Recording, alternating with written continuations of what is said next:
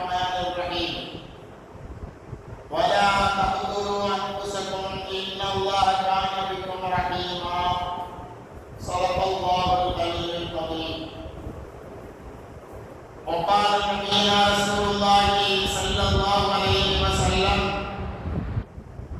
لا يتمنين أحد منكم الموت لضر نزل به أو كما قال عليه الصلاة والسلام. وصدق رسوله النبي الكريم ونحن على ذلك من الشاكرين والشاكرين الحمد لله رب العالمين. கணிதத்துக்குரியவர்களே, இந்த உலகத்திலே சந்தோஷமாகவும் ஆரோக்கியமாகவும் புகழோடு வாழக்கூடிய மனிதர்கள் அல்லது துன்பமும் இன்பமும் கலந்ததுதான் வாழ்க்கை என யாரெல்லாம் புரிந்து கொண்டார்களோ அவர்கள் யாருமே தன்னுடைய உயிரை தானாக மாய்த்துக் கொள்வதில்லை. அதே போல யார் ஒருவன் துன்பத்தினுடைய உச்சத்திலே இது வாழ்வதற்கு வழியே இல்லை என்பதாக நினைக்கிறார்களோ அவர்கள்தான் இது போன்ற தன்னுடைய உயிரை தானே மாய்த்துக் கொள்ளக்கூடிய வழியை தேர்ந்தெடுக்கிறார்கள். அதாவது ஒருவன் தன்னைத்தானே தன் உயிரை மாய்த்துக் கொள்கின்றான் என்று சொன்னால் அதற்குத்தான் தற்கொலை என்பதாக சொல்லப்படும். ஒரு மனிதன்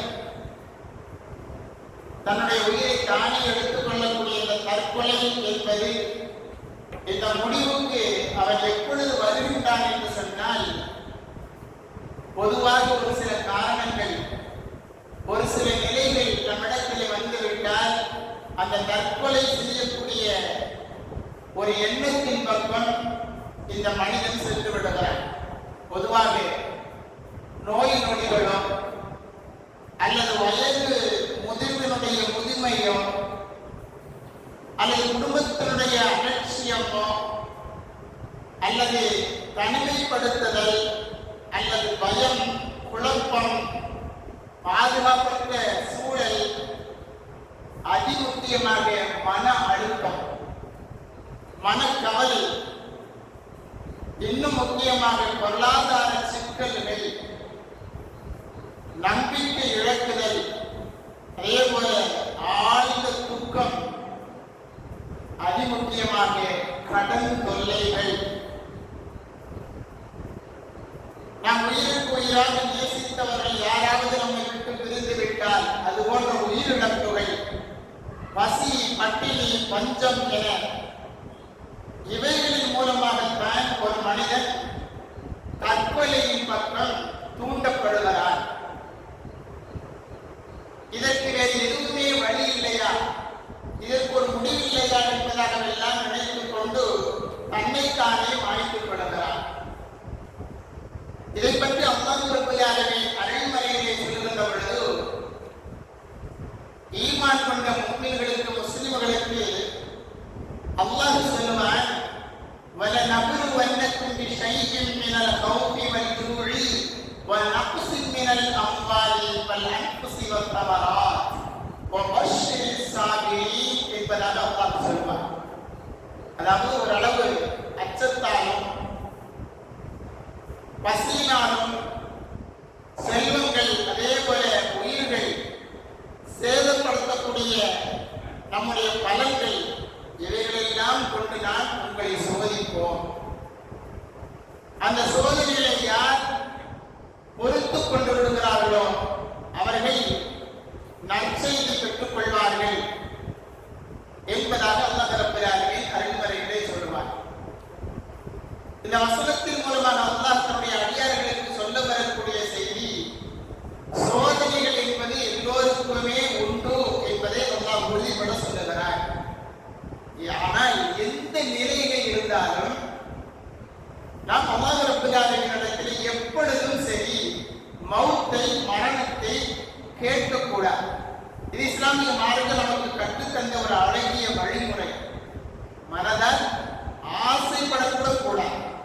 அருமைநாயகம் ரசூலுல்லாஹி ஸல்லல்லாஹு அலைஹி வஸல்லம் அவர்கள் சொல்கின்ற பொழுது, லாயத்தம் மன்ன என்ன அகதும் மின்குமல் மௌத் லியதுர்ரின் நஸலபிஹி. நமக்கு ஏதாவது ஒரு துன்பம், ஒரு கஷ்டம் வந்துச்சுன்னு சொன்னா அதன் காரணமாக நான் மரணிக்க வேண்டும் என்பதாக ஒரு மனிதன் ஆசைப்படுவான் என்று சொன்னால் அது கூடாத செயல் என்பதை அருமைநாயகம் ரசூலுல்லாஹி ஸல்லல்லாஹு அலைஹி வஸல்லம் சொல்லுகிறார். அது மாத்திரமல்ல, எந்த அளவிற்கு என்று சொன்னால் முஃமின்கள் அவருடைய காலிலே ஒரு சின்ன முள்ளு குத்தினாலும் சரி, அவருக்கு ஏற்படக்கூடிய துன்பங்கள், நோய், துக்கம், கவலை, தொல்லை, மனவேதனை எதுவாக இருந்தாலும் சரி, ஒரு முஃமினை அதை அடைந்து விட்டால், ஒரு முஸ்லிமை அடைந்து விட்டால், அதற்கு பதிலாக அல்லாஹ் ரப்பல் ஆலமீன் அவர்களது பாவங்களை கண்டிப்பாக மன்னிப்பான் என்பதாக அருமைநாயகம் ஸல்லல்லாஹு அலைஹி வஸல்லம் சொல்லி தருகிறார்கள். ஆக இது போன்ற சோதனைகள் என்பது ஒவ்வொரு முஃமினுக்கும் கண்டிப்பாக வரும். அதை பொறுமை காக்க வேண்டும். தன்னையை மீறி தனக்கு வேறு வழியே இல்லை, என்னால் துன்பத்தை, இந்த வேதனையை தாங்க முடியவில்லை என்பதாக வேண்டாம். தன்னை தற்கொலைக்கு ஒரு மனிதன் தள்ளுவான் என்று சொன்னால் அவன் உண்மை முஃமினாக இருந்து விட முடியாது. இஸ்லாமிய மார்க்கம் மிக தெளிவாக சொல்லித் தருகிறார், தற்கொலை என்பது எதற்குமே நிரந்தர தீர்வாக அமையாது. ஆனால் ஒரு மனிதன் தற்கொலை செய்துவிட்டால் அவனுக்கு கண்டிப்பாக நரகம் என்பதாக, நிரந்தர நரகம் என்பதாக கண்டிப்பாக இஸ்லாமிய மார்க்கம் சொல்லித் தருகிறார். ஏனென்று சொன்னால் நம்முடைய உயிர் என்பது அது நமக்கு சொந்தமானது அல்ல என்பதை முதலில் புரிந்து வைத்துக் கொண்டார். நம்முடைய உயிர் யாருக்கு சொந்தமானது? அல்லாஹ் ரப்பல் ஆலமீனுக்கு சொந்தமானது. அந்த உயிரை எடுக்கக்கூடிய உரிமை அல்லாஹ் ரப்பல் ஆலமீனுக்கு மாத்திரமே இருக்கிறது. தற்கொலை என்று சொல்லக்கூடிய ஒன்றின் மூலமாக உயிரை மாய்த்துக் கொள்வது என்பது அல்லாஹ்வுடைய தனிப்பட்ட உரிமையிலே கை வைப்பது போல,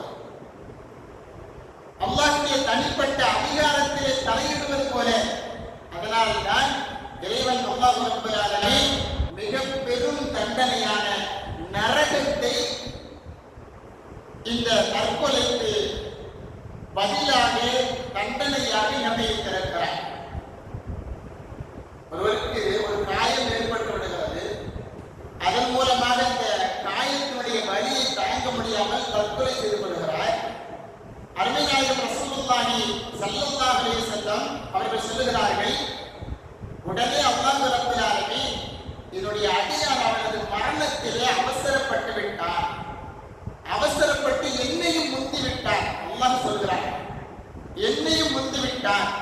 அப்படி யார் தற்கொலை செய்து கொள்கிறார்களோ அவர்களுக்கு நான் சொர்க்கத்தை ஹராமாக்கி விட்டேன் என்பதாக அல்லாஹ் ரப்பல் ஆலமீன் சொன்னார். சொர்க்கத்தை ஹராமாக்கப்பட்டு விட்டது என்று சொன்னால் இந்த மனிதன் கண்டிப்பாக நரகத்திலே தான் நுழைவான். தற்கொலை செய்தால் அதற்கு தண்டனை கூலி நரகம் தான் என்பதை அல்லாஹ் ரப்பல் ஆலமீன் நிரந்தர நரகமாக அல்லாஹ் ஆக்கிவிட்டான் என்று அருமைநாயகம் ரசூலுல்லாஹி ஸல்லல்லாஹு அலைஹி வஸல்லம் அவர்கள் சொல்வதை நாம் பார்க்க முடிகிறது. ஆகவேதான் தற்கொலை என்பது இஸ்லாமிய மார்க்கத்திலே தடை செய்யப்பட்ட ஒரு பெரிய பாவம், தடை செய்யப்பட்ட ஒரு பெரிய பாவம். அருமைநாயகம் ரசூலுல்லாஹி ஸல்லல்லாஹு அலைஹி வஸல்லம் அவர்களோடு நிறைய சஹாபாக்கள் ஒன்று கூடியிருக்கிறார்கள். அதுவும் கைபர் என்று சொல்லக்கூடிய ஒரு போர். கைபர் போரிலே ஒன்று கூடியிருக்கிறார்கள். அருமைநாயகம் ரசூலுல்லாஹி ஸல்லல்லாஹு அலைஹி வஸல்லம் அவர்களோடு இருக்கக்கூடிய சஹாபாக்களிலே இருக்கக்கூடிய ஒரு மனிதர், அவரை பார்த்து எல்லாரும் என்ன சொன்னாங்க, இவர் நல்லவர், ரொம்ப நல்லவர், நல்ல தைரியசாலி, உண்மையான முஸ்லிம் முஃமின் என்பதாக எல்லாருமே சொல்லிட்டு இருந்தார். அருமைநாயகம் ரசூலுல்லாஹி ஸல்லல்லாஹு அலைஹி வஸல்லம் அவர்கள் பார்த்துவிட்டு சொன்னார்கள், இந்த மனிதர் நரகவாதி என்பதாக சொன்னார். கைபர் போரில் கலந்து கொள்ளக்கூடிய ஒரு உயிர் தியாகி, ஒரு ஷஹீது, அவர்களை பார்த்து அருமைநாயகம் ரசூலுல்லாஹி ஸல்லல்லாஹு அலைஹி வஸல்லம் சொன்னார்கள், இந்த மனிதர் நரகவாதி. நீங்க எல்லாம் இவரை பார்த்து என்ன சொல்றீங்க? இவர் தன்னுடைய உயிரையே இந்த போரிலே நீத்துக் கொள்ளப் போகிறார். உயிரை கொண்டு இந்த போரிலே போராடுகிறார் இஸ்லாத்திற்காக வேண்டி. அப்படிப்பட்ட இந்த மனிதர் ஒரு உண்மையான முஸ்லிம் என்பதாக நீங்கள் சொல்லுகிறீர்களே, இந்த மனிதர் ஒரு நரகவாதி என்பதாக அருமைநாயகம் ஸல்லல்லாஹு அலைஹி வஸல்லம் அவர்கள் சொல்லிவிடுகிறார். பொதுவாக அருமைநாயகம் யாரை குறிப்பிட்டு எந்த சொன்னாலும் சரி, கண்டிப்பாக அது உண்மையானதாகத்தான் இருக்கும். அப்ப அருமை சஹாபா தோழர்கள் யார சொல்லல, நீங்கள் யாரை பார்த்து நரகவாதி என்பதாக சொல்லுகிறீர்கள்? அவர் அல்லாஹ் ரப்பல் ஆலமீன் அவனது பாதையிலே பயங்கரமாக அவர் போரிடக்கூடியவர். அது மாத்திரமல்ல, அவர் உடலிலே இந்த போரின் மூலமாக அதிகமாக காயம் பெற்றிருக்கிறார். உடல் முழுவதும் பயங்கரமான காயம் என்பதாக சொல்லிவிட்டு அருமைநாயகம் ஸல்லல்லாஹு அலைஹி வஸல்லம் அருமை சஹாபா தோழர்கள் சொன்ன பொழுது அருமைநாயகம் சொன்னார்கள், நாம் அந்த மனிதர் நரகவாதி என்பதாக சொன்னார்.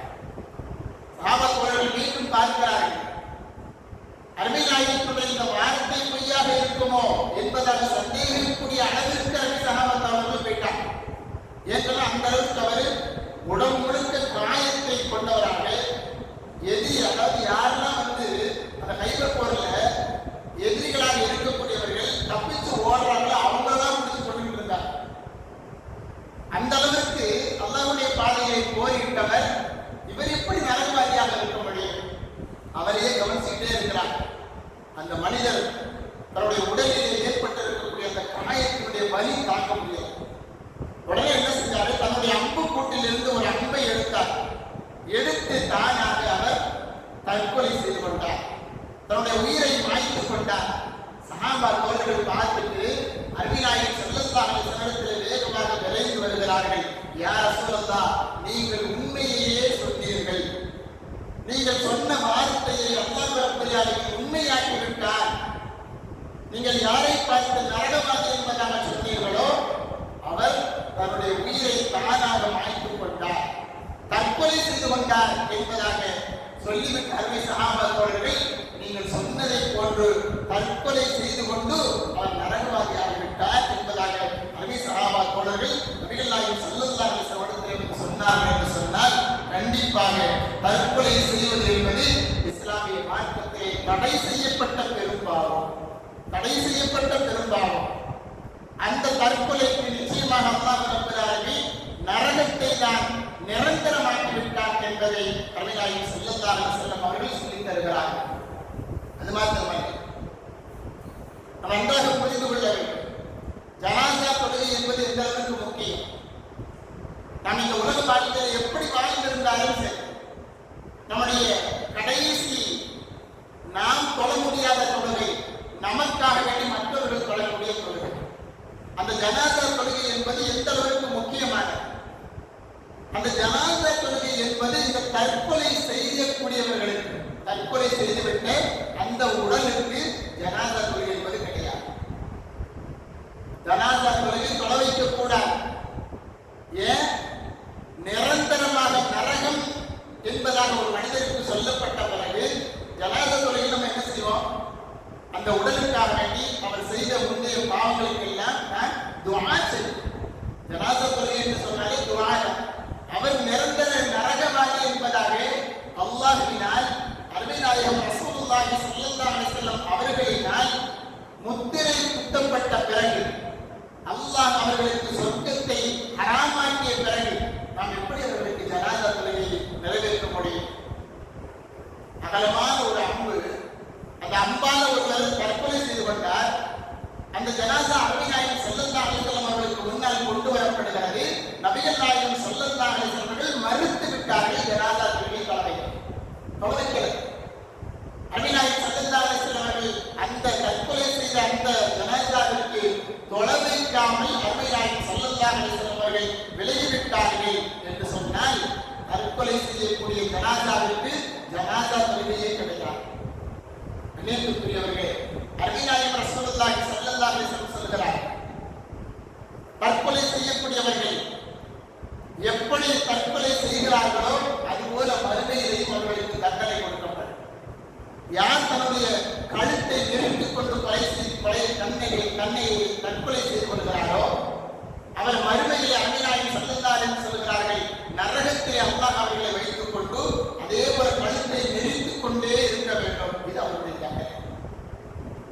யார் இந்த துன்யாவிலே ஏதாவது ஒரு ஆயுதத்தால், இரும்பு ஆயுதத்தால் தன்னை தற்கொலை செய்து கொள்கிறாரோ அவரை அல்லாஹ் ரப்பல் ஆலமீன் நரகத்திலே கிடத்தி அங்கேயும் அதே போல அந்த இரும்பு ஆயுதத்தால் தாக்கி தன்னை தற்கொலை செய்து கொண்டே இருப்பார். அதுவும் நரகத்தில் இருக்கிறோம். அபிநாயகம் ஸல்லல்லாஹு அலைஹி வஸல்லம் சொல்கிறார்.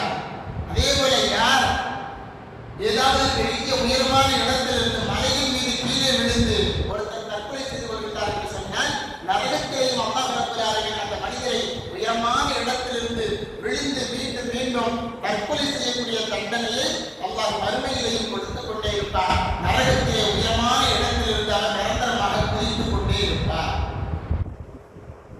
அதேபோல யார் விஷம் குடித்து தற்கொலை செய்து கொள்கிறார்களோ அவர்களுக்கும் அல்லாஹ் ரப்பல் ஆலமீன் நரகத்திலே அவர்களை வைத்துக் கொண்டு விஷத்தை கையிலே வைத்திருப்பார்.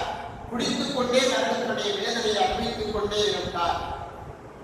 கூர்மையான ஆயுதத்தால் யாராவது தற்கொலை செய்து கொள்கின்றார் என்று சொன்னால் அல்லாஹ் அவரை நரக நெருப்பிலே தன்னுடைய வயிற்றிலே தாமே அந்த கூறிய அந்த ஆயுதத்தால் தன்னை குத்தி கொண்டு அவர் தன்னையே தற்கொலை செய்து கொண்டே இருப்பார். எங்கே?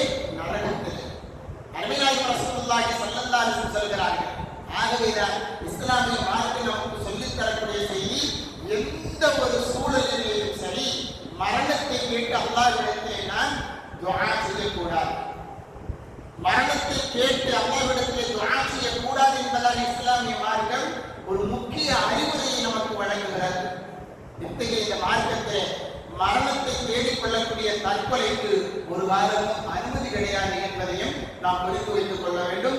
அல்லாஹ் ரப்பல் ஆலமீன் அருள்மறையில் இது தற்கொலை என்பது ஒரு காலமும் இஸ்லாமிய மார்க்கம் அனுமதிக்காது என்பதை உறுதிப்படுத்தும் வண்ணமாக அருள்மறை குர்ஆனிலே அல்லாஹ் ரப்பல் ஆலமீன் இப்படி எச்சரிப்பார். வலா தக்துலு அன்ஃபுஸக்கும், நீங்கள் தற்கொலை செய்து கொள்ளாதீர்கள், நீங்கள் உங்களையே அழித்துக் கொள்ளாதீர்கள். இன்னல்லாஹ கான பிக்கும் ரஹீமா, உங்களது மீது அல்லாஹ் ரப்பல் ஆலமீன் நிகரில்லாத அன்பாளனாக இருக்கிறார்.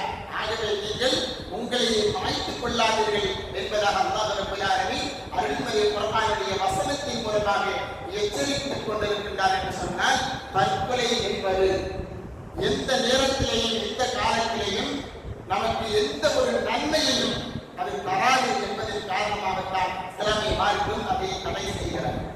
இந்த தற்கொலை என்ன நமக்கு எப்போ வரும்?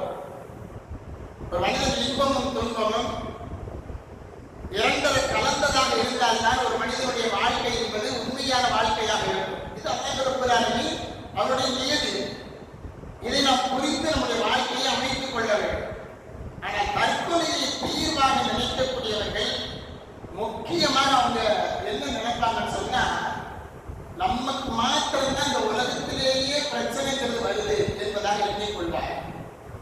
நமக்கு மாத்திரம்தான் இந்த பிரச்சனை வருகிறது, யாருக்கும் இந்த பிரச்சனை இல்லை என்பதாக எண்ணுகின்ற பொழுதுதான் இதுக்கு மேல என்னால் என்ன செய்யணும்னு தெரியல என்பதாக நம்முடைய உயிரியை தானே வாய்த்துக் கொண்டு தற்கொலை செய்து கொள்கிறார். ஏழைக்கு உண்பதற்கு உணவில்லை என்பதாக பிரச்சனை, பணக்காரர்களுக்கு உண்ட உணவின் மூலமாக பிரச்சனை,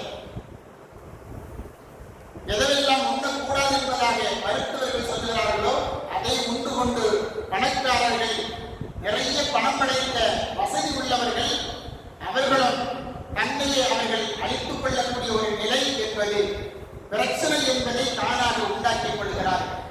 இணைப்புக்குரியவர்களே, நமக்கு எல்லாம் ஏற்றங்கள் என்பதும் சோகங்கள் கவலைகள் என்பதும் எல்லாருக்குமே இருக்கிறது, உலகத்திலே எல்லாருக்குமே இருக்கிறது.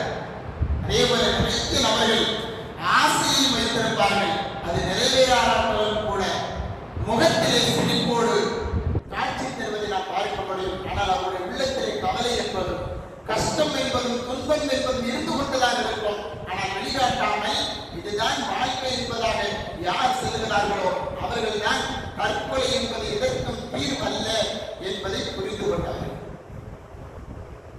என்ன செய்வாங்க, யாராவது கடன்பட்ட ஜனாசா வருதுன்னு வைங்க, அருமையாளர் ஸல்லல்லாஹு அலைஹி வஸல்லம் கேட்பார்கள், இந்த மையத், இந்த ஜனாசா, இந்த மையத்து யாருக்காவது ஏதாவது கடன்பட்டிருக்கிறார்களா என்பதாக அருமையாளர் கேட்டுவிட்டுதான்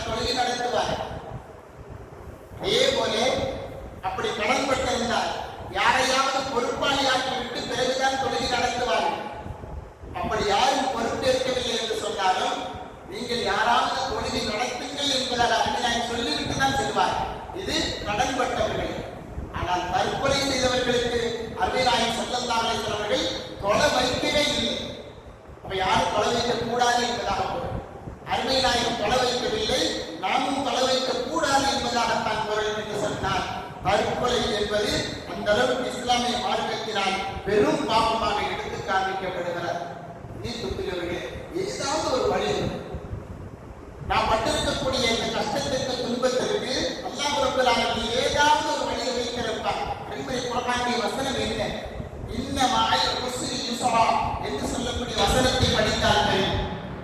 இன்பத்தோடு தான் துன்பம் இருக்கிறது, துன்பத்தோடு தான் இன்பம் இருக்கிறது என்பதை இந்த மனிதன் புரிந்து கொள்ள வேண்டும் என்பதற்காக வேண்டிதான் அல்லாஹ் ரப்பல் ஆலமீன் இந்த வசனத்தின் மூலமாக நம்முடைய அடியார்களுக்கு சொல்லுகிறான், கண்டிப்பாக துன்பம் என்பது வரும், பொறுத்துக் கொண்டீர்கள் என்று சொன்னால் அதை விட பன்மடங்கு நன்மையான இன்பத்தை நான் உங்களுக்கு தருவேன் என்பதை அல்லாஹ் இருக்கிறார் என்று சொல்லுகிறார். அதை சமாளிக்க தெரிய வேண்டும், சமாளிக்க தெரிய வேண்டும். தற்கொலை செய்யக்கூடியவர்கள் நான் எப்படி அவருடைய மனோர நிலை எப்படி இருக்கிறது? இப்போ ஒரு வாரம் 10 நாளைக்குள்ளாக நிறைய தற்கொலை சம்பவங்களை நாம் பார்த்துக் கொண்டிருக்கிறோம். இந்த தருமபுரி என்று சொல்லக்கூடிய ஊரிலே நடந்த அந்த தற்கொலையுடைய விஷயம் எப்படி பாருங்கள். நமக்கு எல்லாம் அதை படிக்கின்ற பொழுது, அதை பார்க்கின்ற பொழுது நமக்கு இந்த தைரியம் வரவில்லை. எப்படி இவர்கள் எல்லாம் இப்படி செய்கிறார்? சந்தோஷ் என்று சொல்லக்கூடிய அந்த மனிதர் இந்த தருமபுரியை சேர்ந்த கோட்டை கோவில் தனியார் அடுக்குமாடி குடியிருப்பிலே இருந்தார். தன்னுடைய மனைவியை கழுத்தை நெருங்கிக் கொள்கிறார். தம் பிள்ளை ஒரு பொண்ணு படிச்சுக்கிட்டு இருக்கு, பள்ளிக்கூடத்துல படிச்சுக்கிட்டு இருக்கு, போய் கூட்டு வந்து வீட்டுல கூட்டு வந்து அதுக்கப்புறம் சுத்தியலால தன்னுடைய மகளையே அடித்து கொள்றார். கொண்டுட்டு இந்த சந்தோஷங்கிறது தன்னுடைய தாயும் எப்படியாவது கொண்டுலான்னு பார்க்கறாரு, முடியல. கடைசியில் அவர் என்ன செஞ்சாரு, அந்த அதியமான் கோட்டை அப்படிங்கிறது பக்கத்துல ஒரு லாரியில் என்ன செஞ்சாரு, தானால போய் லாரி முன்னால் விழுந்து தற்கொலை பண்ணி செத்தார்.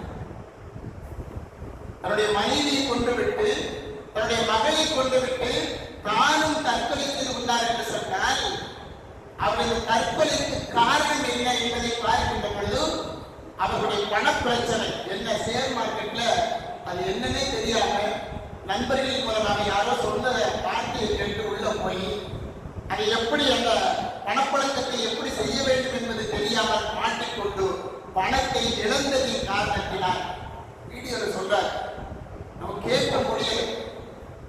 என்னுடைய மனைவி இருந்தால், என்னுடைய பிள்ளைகள் இருந்தால் அவர்களையும் நீங்கள் இந்த பணத்திற்காக வேண்டி அவர்களை துன்புறுத்துவீர்கள் என்று தெரியும்.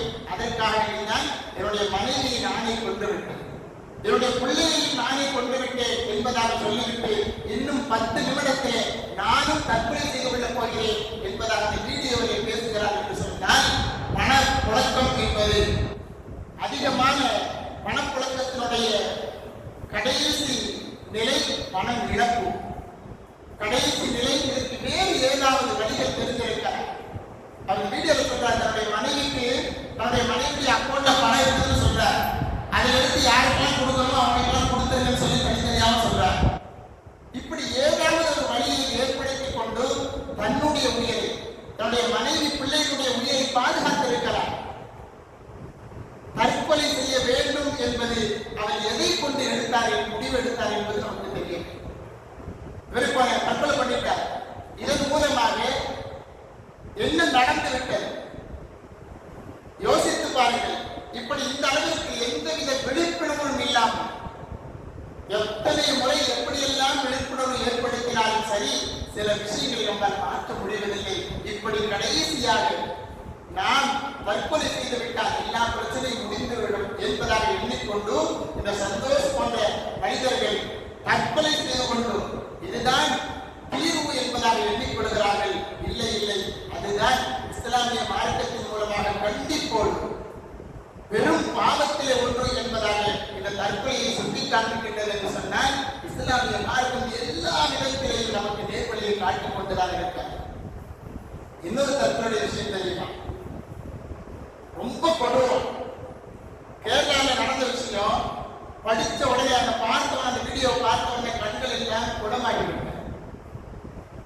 வீட்டு வாடகை கொடுக்க முடியல. அவருக்கு வீட்டு வாடகை கொடுக்க முடியல. வீட்டை விட்டு விரட்டி விட்டாங்க. விரட்டி விட்டாங்க.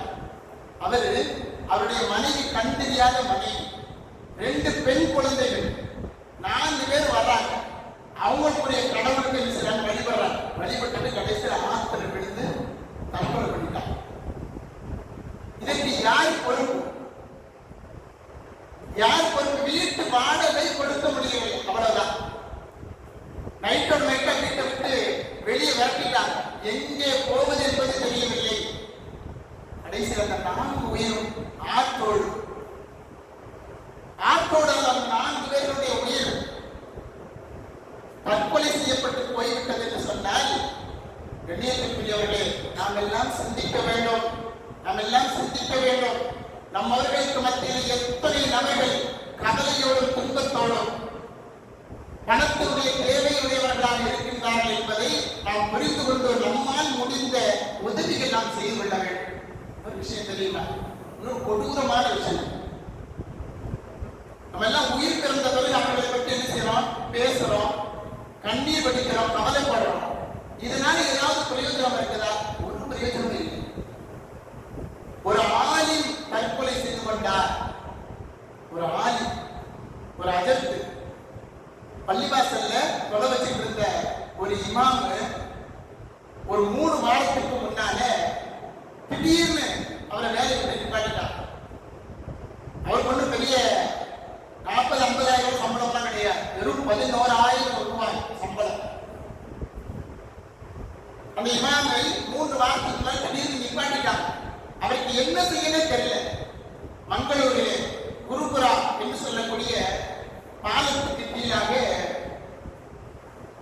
ஒரு சடலம் எடுக்கப்படுகிறது. அந்த உடலை எடுத்து பார்க்கிறார்கள். அது யாருடைய உடல் என்று சொன்னால் அஷ்ரப் என்று சொல்லக்கூடிய ஒரு உஸ்தாத். அவருடைய உயிர் எடுக்கப்படுகிறது. அவருடைய உடலை சடலமாக எடுக்கப்படுகிறது. இதற்கு யார் பொறுப்பு? ஒட்டுமொத்த சமுதாயமும் பொறுப்பு. ஏன், எதற்காக வேண்டி என்பதாக அவருடைய உடலை கைப்பற்றி விசாரணை செய்த பொழுது அந்த அஷ்ரப் அப்படிங்கிறவர் பள்ளிவாசலிலே மெம்பரிலே நின்று கொண்டு அவர் பிரசாங்கம் மேடையிலே அவர் பயான் செய்தவர். மாணவர்களுக்கு பாடம் எடுத்துக்கொண்டு தற்கொலை என்பது ஹராம் என்பதாக பாடம் எடுத்தவர்.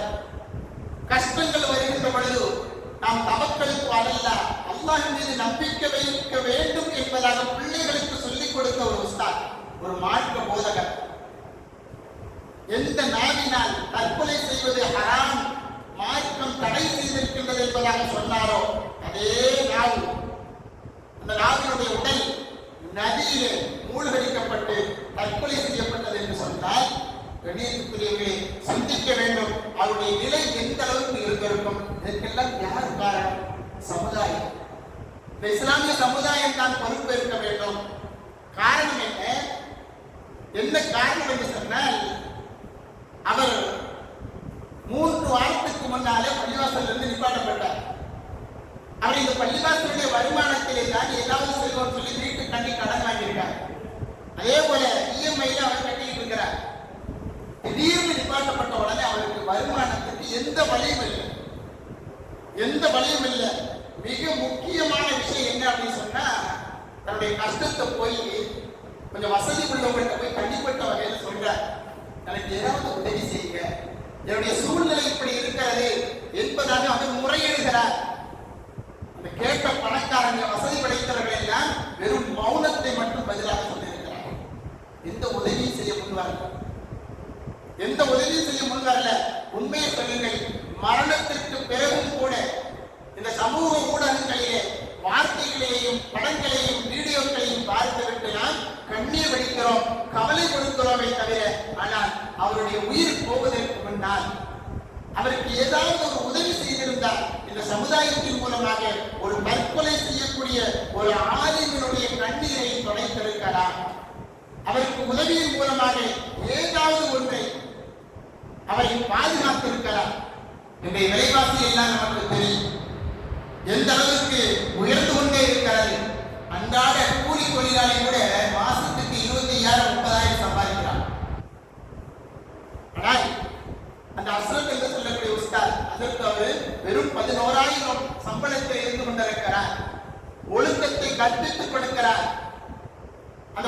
விசுவாசிகளை எல்லா விதமான ஹராமானவைகளுக்கும் பாதுகாத்துக் கொண்டிருக்கிறார், பயான் செய்கிறார், பிள்ளைகளுக்கு ஒழுக்கத்தை கற்றுக் கொடுக்கிறார்.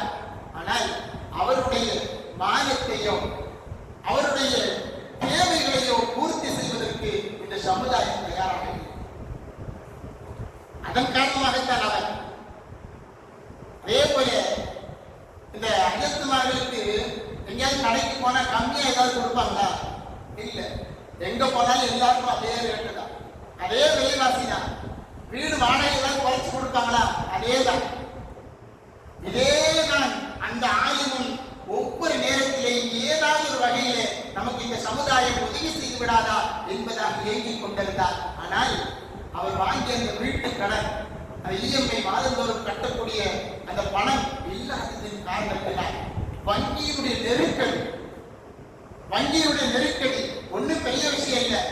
2018 இந்த அஷ்ரஃப்ங்கிற ஆலிம் என்ன செஞ்சிருக்கிறாரு, வங்கியில 6 லட்சம் ரூபாய் கடன் வாங்கியிருக்கிறார். எவ்வளவுங்க? 6 லட்சம் ரூபாய். ஒரு ஆலிம் தன்னுடைய வீட்டுக்காக வேண்டி, வீடு கட்டுவதற்காக வேண்டியும் தன்னுடைய தேவைக்காக வேண்டி ஒரு 6 லட்சம் ரூபாய் கடன் வாங்கியிருக்காரு. மாசம் மாசம் கொஞ்சம் கட்டிட்டே இருக்கிறார். எது வரைக்கும்? 2026 இந்த ஜூன் மாசம் வரைக்கும் கட்டிக்கிட்டு இருக்கிறார். கட்டி முடிச்சுட்டு கணக்கு கேட்கிறார்.